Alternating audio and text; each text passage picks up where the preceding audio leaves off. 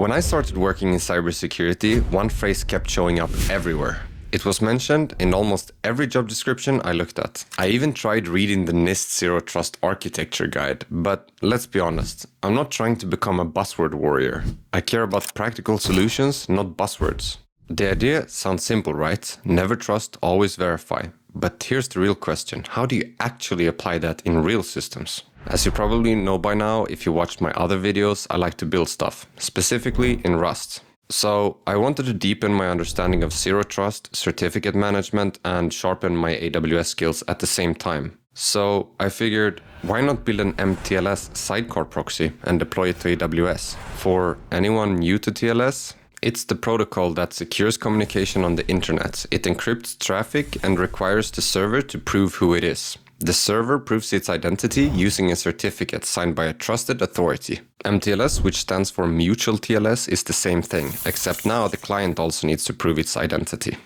Here's what I learned about certificate trust chains. There are three main levels: root certificates, intermediate certificates, and leaf certificates. To understand how cert verification works, we need to understand the role of a certificate authority, commonly referred to as a CA. A CA is a trusted entity. Think of them as having a unique stamp, a signature that cannot be forged. They use that signature to create a root certificate, which is the most critical part of the entire chain. The root certificate can issue intermediate certificates, and those intermediate certificates can issue leaf certificates. And the leaf certificates are what clients and servers actually present during TLS or mTLS. When we build an mTLS system, we add the root certificate to the trust store. This means any certificate issued by that root, directly or indirectly, will be trusted. For every connection, the server presents its certificate and the clients verify it against its trust store. Then, the client presents its certificate and the server verifies that one against its trust store. Mutual identity, cryptographically proven on both sides. It feels obvious, right? If you're about to share something important, you would want to know who you're talking to. You wouldn't hand out your personal secrets to a stranger or to someone simply claiming to be someone you trust. The same principles applies to systems. Just because a request comes from inside your network doesn't mean you should trust it. We've seen real incidents where zero trust principles could have prevented major issues. Earlier this year, Nordnet, a Nordic trading platform, had a serious incident. For a short period of time, some customers could see other customers' accounts and even placed trades on the wrong accounts. Later, Nordnet published a public demo on GitHub showing a bug in the latest Java Redis client. Under certain conditions, the client mixes up responses between concurrent Redis operations. In practice, that means one user can receive data that actually belongs to another user. That's exactly the kind of bug that can break isolations between sessions and accounts. Now, I don't have their full internal architecture, but from the public demo and the analysis around it, it looks like a fatal JVM error caused the Redis client to get out of sync. So responses were returned to the wrong requests. And here's the key Zero Trust takeaways. The issue wasn't authentication, it was isolation. In a robust design, the application uses identity-scoped cached keys, so data is never shared across tenants or accounts by default. And before running any cached response, the application rebinds it to the authenticated identity at the point of use and failed closed on any mismatch. We cannot assume trust in our systems, on-prem or in the cloud, it doesn't matter. If Zero Trust isn't deliberately applied, then the moment an attacker gets inside, Pandora's box is wide open. Traditional networking controls reachability, not identity. They decide where traffic can go, not who's actually making the request. Once a single workload is compromised, it can move laterally, reusing trust that was never explicitly granted. The cloud gives us powerful identity tools, but unless the identity is enforced at the service boundary, the network silently becomes the trust model. And that's the core problem. Internal equals trusted is a lie. We've already seen how one broken identity to data binding can destroy isolation in real financial systems. So the question isn't how do we keep the attackers out? The real question is, what do we do once they're already inside? And that was the moment it clicked for me. Zero Trust isn't a product. Zero Trust is simply this.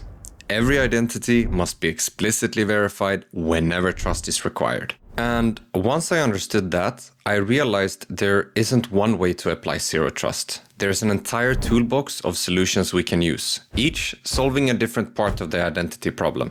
Here's how we actually enforce identity in real systems.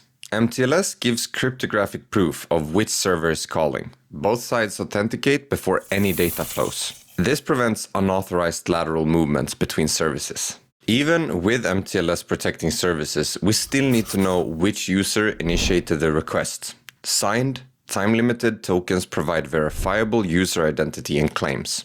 Some systems use symmetric key signing instead of certificates. Each request is cryptographically signed to prove authenticity and integrity.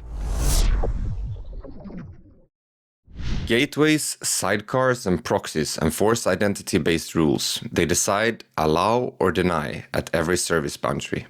Identity alone isn't enough. Policies define what an identity is allowed to do, under which conditions. Service meshes automate mTLS, certificate rotation, service identity, and policy enforcement at scale. They make zero trust practical. But out of all these layers, I wanted to understand one deeply. mTLS, because trusted machine identity is the foundation of service-to-service zero trust.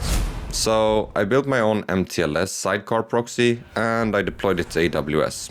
And building it taught me something important about real zero trust architectures. So here's what I ended up building. A small mTLS-based zero trust flow inside AWS. A proxy sitting in a public subnet with an internet gateway, and an upstream server running safely inside a private subnet. Any request hitting the proxy must present a certificate, signed by the trusted root cert. If the identity is valid, the request is forwarded deeper into the system. If not, the request dies at the edge. Then, the upstream server does the exact same thing. It verifies the proxy's identity before running the application logic. 2 layers, both enforced cryptographically.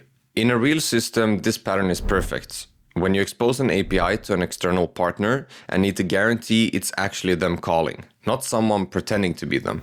I still used security groups, routing rules, and isolated subnets, but now they are just layers, not my security model.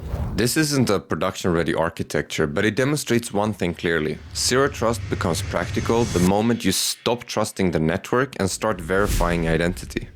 mTLS is powerful, but in production it's just one layer. Real systems don't rely on a single mechanism. They enforce identity step by step. In production, traffic hits a WAF, tokens are validated at the gateway, services authenticate each other with mTLS, authorization policies decide what's allowed, IAM restricts infrastructure access, and everything is logged and monitored. Every boundary verifies identity, and every layer assumes the previous one can fail. That's zero trust in production. My little Rust sidecar proxy is just a simpler version of this idea. Production systems use meshes like Istio, Linkerd, or AWS App Mesh to automate certificate rotation, retries, timeouts, and policies. But the principle is the same. Trust verified identity, not the network. And that's the biggest lesson from building this. Zero trust isn't a product. It's not something you buy. It's a mindset built into every layer of your architecture. Now, after building this, I don't look at systems the same way anymore. I don't start with network, ports, or subnets. I start with identity. Who is calling, what are they allowed to do, and how do I prove it cryptographically? Zero trust didn't make things more complicated. It made the boundaries clearer. If there's only one thing I want you to take away from this video, it's this.